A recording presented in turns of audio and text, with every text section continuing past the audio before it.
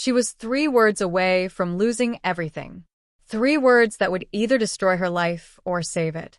Standing there in that coffee shop, exhausted, broke, and humiliated in front of everyone, Sarah looked at the billionaire who'd been treating her like garbage and said something no one expected.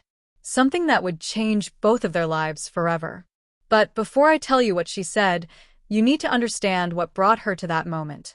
Because this isn't just a story about standing up to a rude customer. This is a story about dignity, desperation, and the moment when you finally decide that your humanity is worth more than your paycheck. So let me take you back to the beginning, to the morning that changed everything. Welcome to Reality Untold Stories. While you are here, please hit the subscribe button and comment your view on the story and where you're watching from. Section 1. The Weight of Survival. Let me tell you about Sarah. She was 29 years old, and if you had walked past her on the street, you probably wouldn't have noticed anything special. Just another tired face in the crowd, just another person trying to make it through the day. But Sarah was carrying a weight that most people couldn't see. Every morning, she woke up at 5 a.m. Not because she wanted to, but because she had to. She'd make herself a cup of instant coffee, the cheap kind that tasted like bitter water, because the good stuff was too expensive. Then she'd take the bus across town to the Harborview Cafe, a fancy little place right by the waterfront where rich people liked to have their morning meetings and their business lunches. The cafe wasn't like the chain stores you see everywhere. This was the kind of place where a single cup of coffee cost more than Sarah's entire breakfast budget for a week. The floors were made of polished wood that gleamed under expensive lighting. The walls were decorated with local art that probably cost thousands of dollars. Everything smelled like fresh pastries and imported coffee beans. It was beautiful, really. But Sarah had learned not to get too comfortable with beauty. Beauty was for other people. For her, it was just a workplace. She'd been working at Harborview for almost 4 years now. 4 years of smiling at customers who didn't see her as a real person, just part of the furniture. 4 years of standing on her feet for 8-hour shifts, sometimes longer. 4 years of taking orders, making drinks, cleaning tables, and pretending that everything was fine. But everything wasn't fine. Not even close. Sarah's father had gotten sick 3 years ago. Cancer. The kind that doesn't care how good a person you are or how much your family needs you. The kind that just takes and takes until there's nothing left. The medical bills had started small, manageable. But then they grew. And grew. And suddenly, Sarah found herself drowning in debt that no single job could handle. So she got a second job. Then a third. During the day, she worked at the cafe. 3 evenings a week, she cleaned office buildings downtown. On weekends, she did freelance bookkeeping from home, squinting at spreadsheets until her eyes burned. She barely slept. She barely ate. But her father needed treatment, and insurance only covered so much. The rest fell on her shoulders. Some nights, she'd lie awake doing math in her head. Rent plus utilities plus groceries plus dad's medications plus the hospital payment plan. The numbers never quite added up. There was always more month than money, always another bill waiting around the corner. But she kept going because what else could she do? Give up? Let her father suffer because the system decided his life wasn't worth saving unless you could pay? No. Sarah would work herself to dust before she let that happen. The thing about working in service, though, is that you become invisible. People look right through you. They don't see a person with dreams and worries and a family depending on them. They see someone whose job is to make their day easier. Someone who exists to serve them. Someone who should smile and nod and never, ever push back, no matter how they treat you. Sarah had learned this lesson well. She'd learned to swallow her pride when customers snapped their fingers at her. She'd learned to apologize for things that weren't her fault.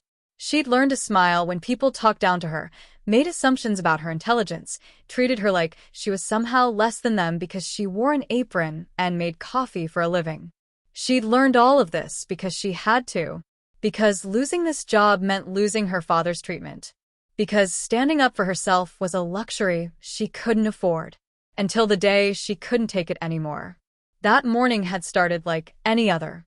Sarah arrived at the cafe at 5:30, half an hour before opening. She helped set up, brewing the first pots of coffee, arranging the pastries in the display case, making sure everything was perfect. Her manager, Tom, was a decent guy who usually left her alone as long as the work got done. He knew about her father, knew she was struggling, but there was only so much sympathy that could translate into actual help. By 8 a.m., the cafe was filling up with the morning rush. Lawyers in expensive suits grabbing coffee before court. Tech executives having breakfast meetings. Real estate agents closing deals over lattes and croissants. Sarah moved between tables, taking orders, delivering drinks, clearing plates, all with the same practiced smile she'd perfected over for years. She was exhausted, bone-tired. The kind of tired that sleep doesn't fix because it's not just physical. It's the tiredness that comes from carrying too much for too long with no end in sight. From working 3 jobs and still barely scraping by. From watching your father get weaker while you struggle to keep him alive. But she pushed through it.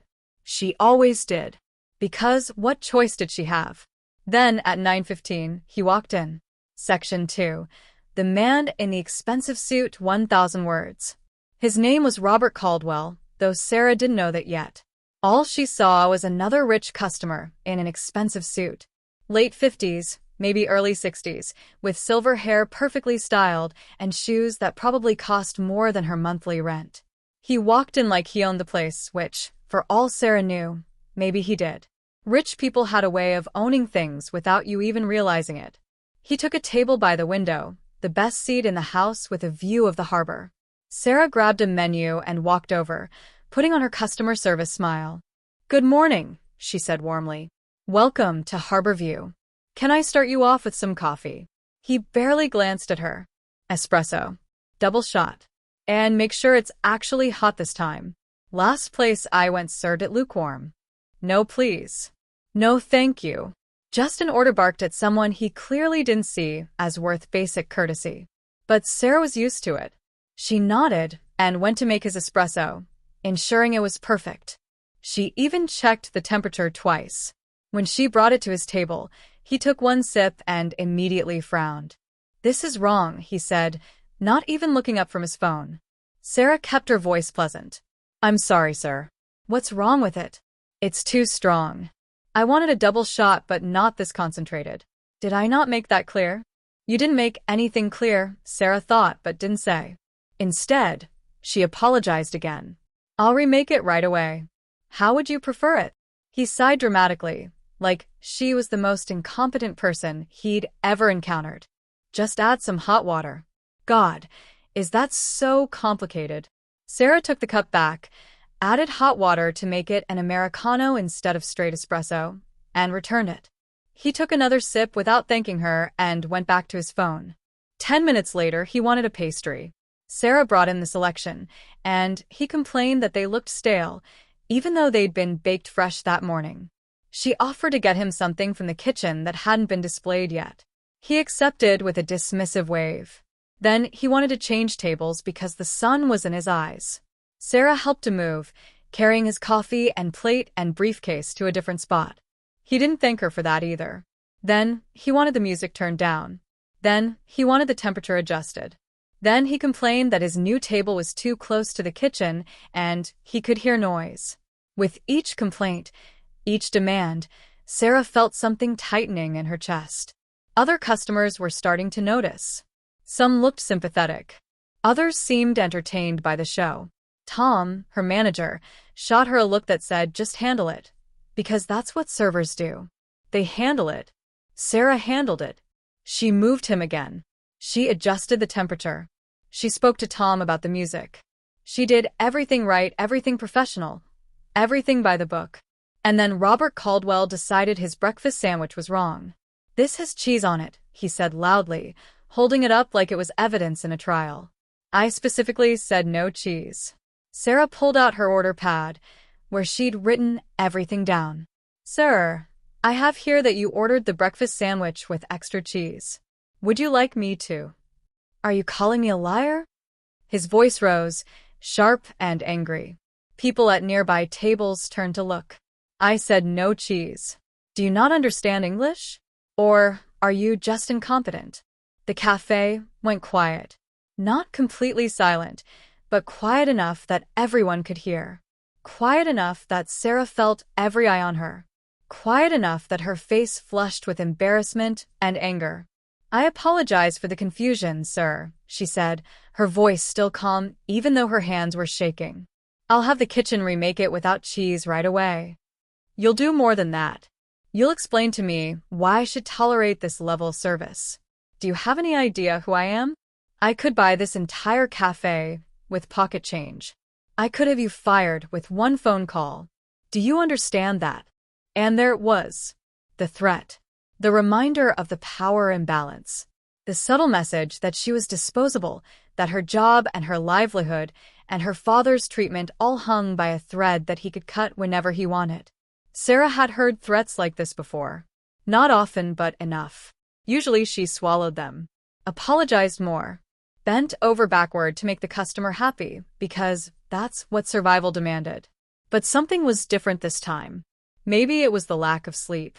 Maybe it was the exhaustion of working 3 jobs for 3 years with no end in sight.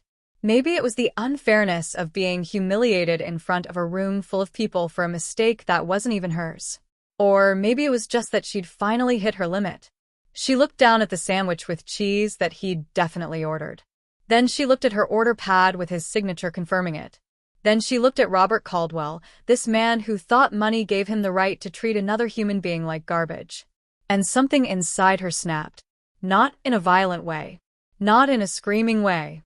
But in a quiet, profound way that felt like a door opening in her chest. A door she'd kept locked for years because opening it was too dangerous. Too risky. Too likely to cost her everything. But in that moment, Sarah decided that maybe some things were worth the risk. Sarah set down the sandwich very carefully. She put her order pad back in her apron pocket. Then she straightened to her full height, looked Robert Caldwell directly in the eyes, and said something she'd never said to a customer before. "No." It was one word. Quiet. "Come." But it cut through the cafe like a knife. Robert blinked, clearly shocked. "Excuse me?" "No," Sarah repeated, her voice steady. "You will not speak to me that way." The entire cafe seemed to hold its breath. Tom was rushing over from behind the counter, panic written all over his face. Other customers had stopped eating, stopped talking, stopped everything to watch what was happening. Robert's face reddened. "How dare you? How dare I?" Sarah interrupted, and now there was heat in her voice. Not anger, exactly, but something deeper. Something that had been building for 4 years. "How dare I refuse to be treated like I'm nothing? How dare I expect basic human respect? Is that what you're asking? I'm a customer. And I'm a person." Sarah's hands were shaking, but her voice didn't waver. "I'm a person who has been patient with you all morning. You've changed your order 3 times. You've moved tables twice. You've complained about everything from the music to the temperature to the sunlight. And I've handled all of it with professionalism, because that's my job. Your job is to serve me. My job is to serve you coffee and food, not to be your emotional punching bag. You ordered extra cheese. I wrote it down. You confirmed it. And now you're yelling at me and threatening my livelihood because you either forgot or changed your mind. Do you have any idea what's at stake for me? Do you care?" Tom had reached them now, his face pale. "Sarah, let me handle." "No, Tom." Sarah didn't look away from Robert. "I'm handling this. Sir, I have treated you with nothing but respect since you walked through that door.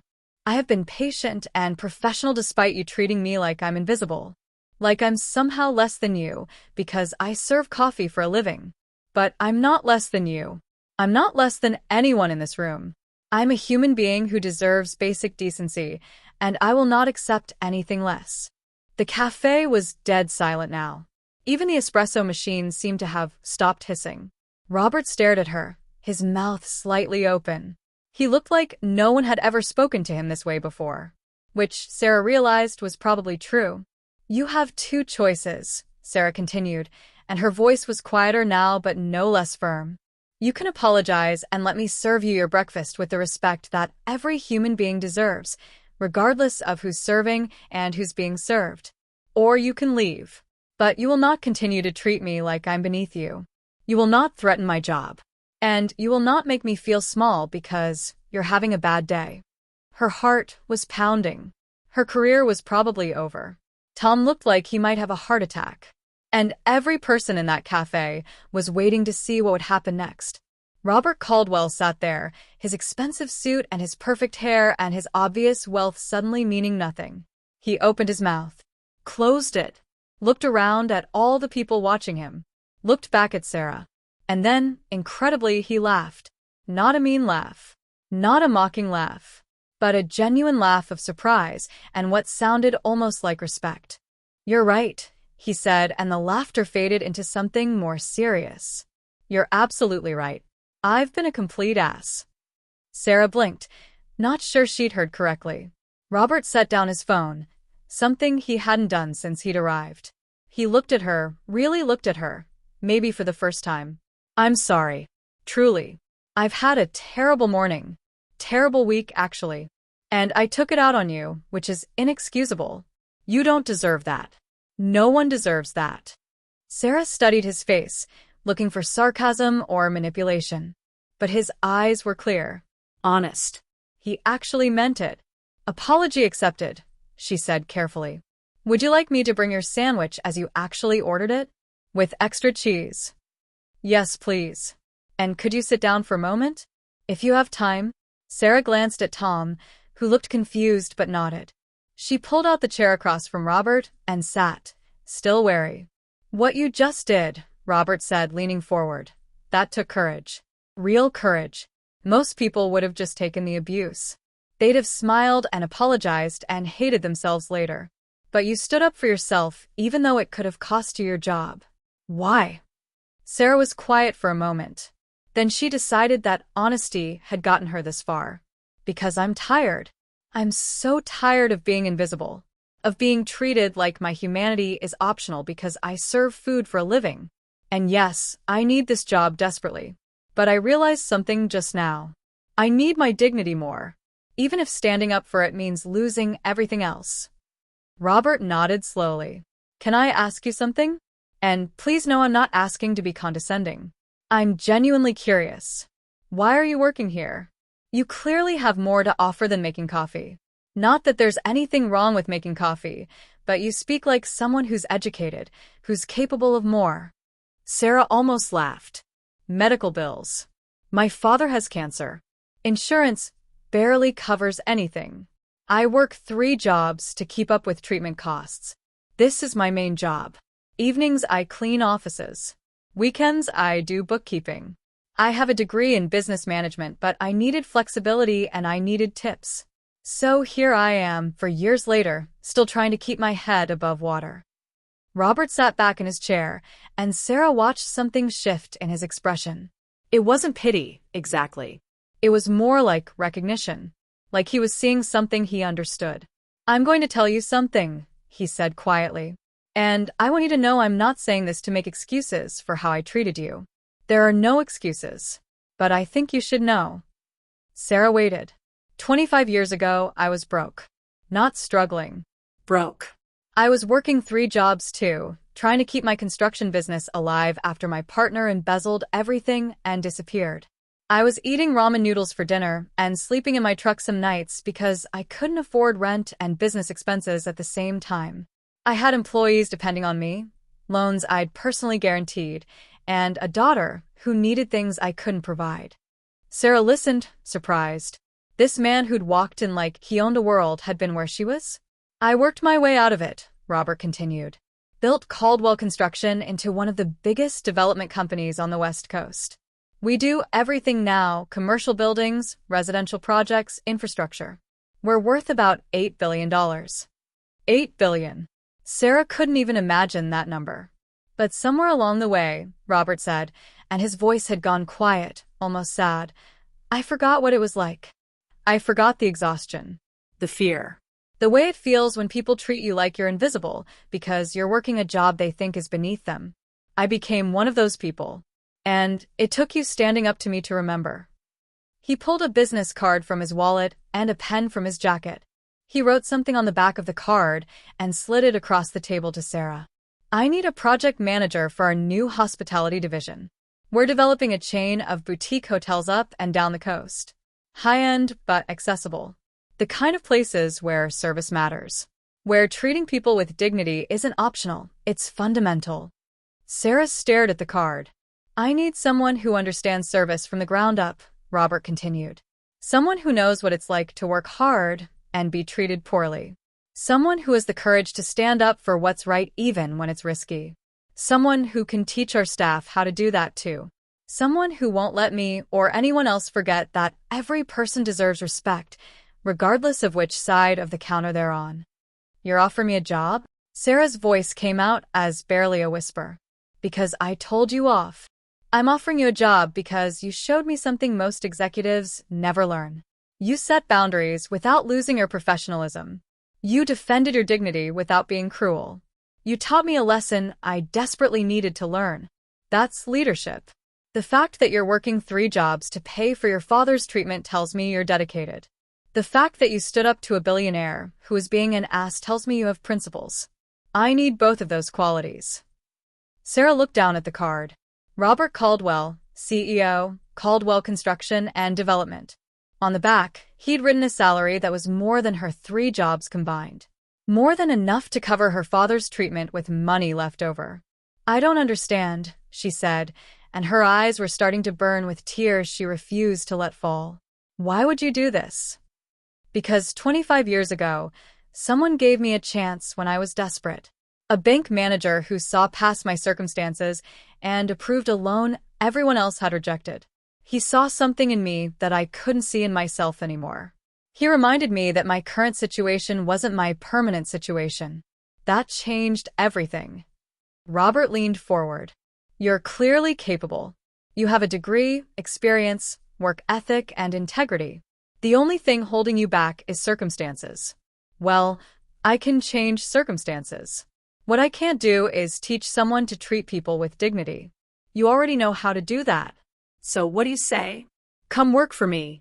Bring your expertise and your values. Help me build something better. And get your father the care he needs without killing yourself in the process. Sarah's hands were shaking. This didn't happen in real life. People didn't stand up to rich customers and get offered dream jobs. This was the kind of thing that only happened in stories, not to exhausted waitresses drowning in medical debt. I don't know what to say, she whispered. Say you'll think about it. Come to my office Monday morning. 10 a.m. Meet my team. See what we're building. Then decide.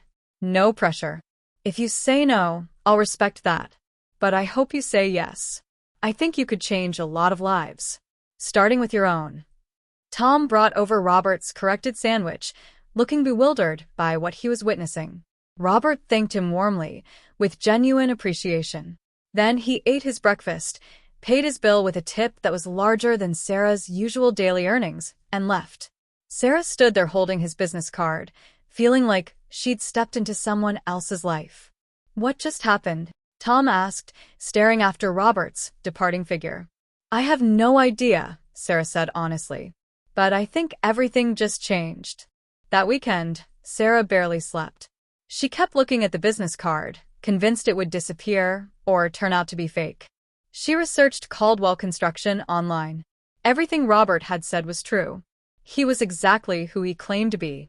The company was massive, successful, respected. She told her father about what had happened.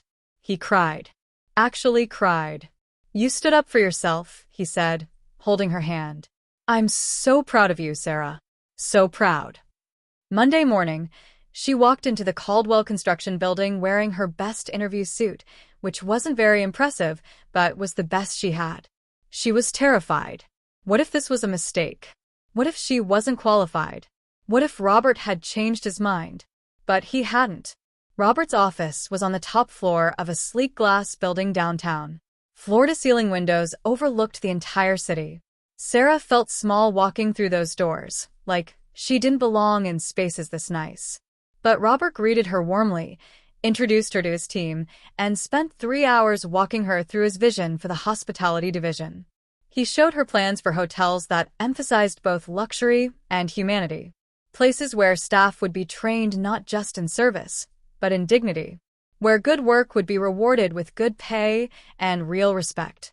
"I want you to design the training program," Robert said. "Teach our people what you know. Not just about operations and management, but about treating others right.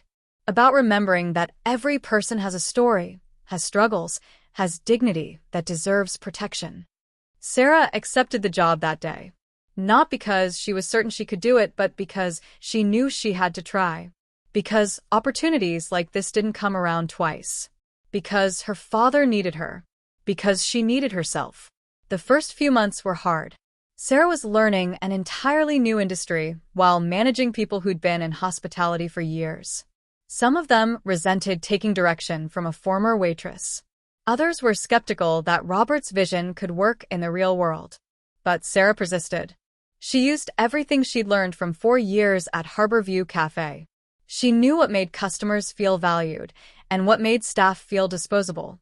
She knew the difference between genuine service and fake smiles. She knew how to create systems that treated everyone, from guests to housekeepers, with equal respect. Slowly, the hospitality division began to take shape. Training programs that emphasized emotional intelligence alongside technical skills. Policies that protected staff from abusive customers. Pay structures that valued good work. Interview processes that looked for character, not just experience.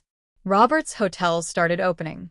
Small boutique properties that quickly gained reputations for exceptional service delivered by staff who genuinely seemed happy to be there. Because they were. They were well paid, well treated, and empowered to maintain their dignity even while serving others.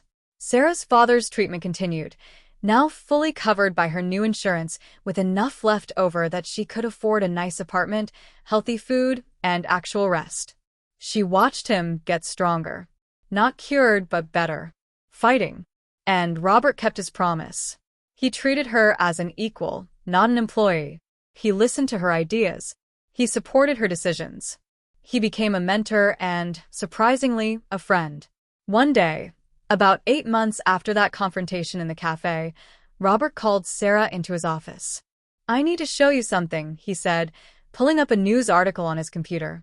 It was a feature in a major business magazine about Caldwell's hospitality division.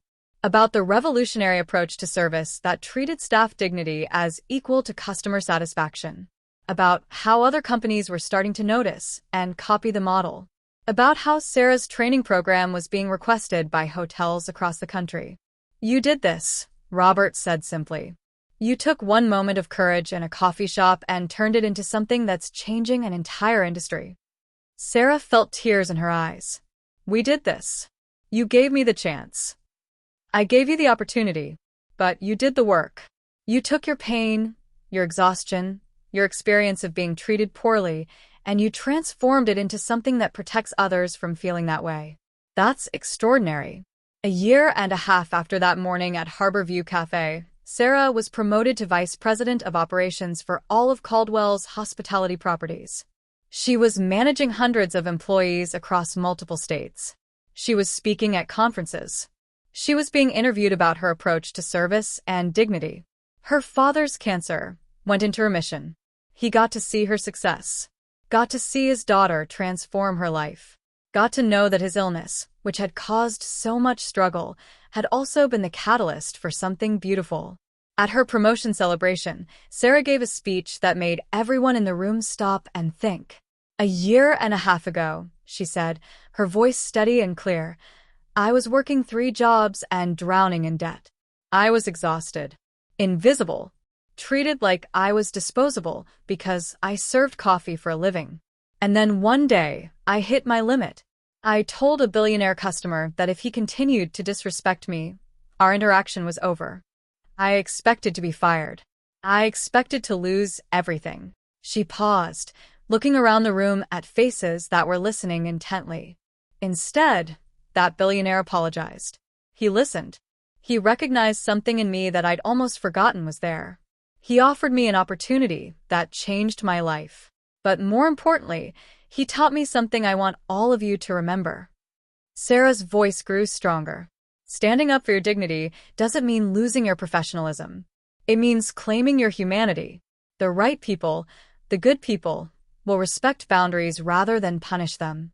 They'll see courage rather than insubordination. They'll recognize that treating others with dignity isn't a weakness. It's a strength. She looked directly at Robert, who was smiling with pride. Sometimes the most important thing you can do is refuse to accept being treated as less than human. Even when you're afraid. Even when you think you can't afford to push back. Because here's what I learned. You can't afford not to. Your dignity isn't negotiable. Your humanity isn't optional. And the people worth working for, worth knowing, worth building a life with, they'll understand that. The room erupted in applause.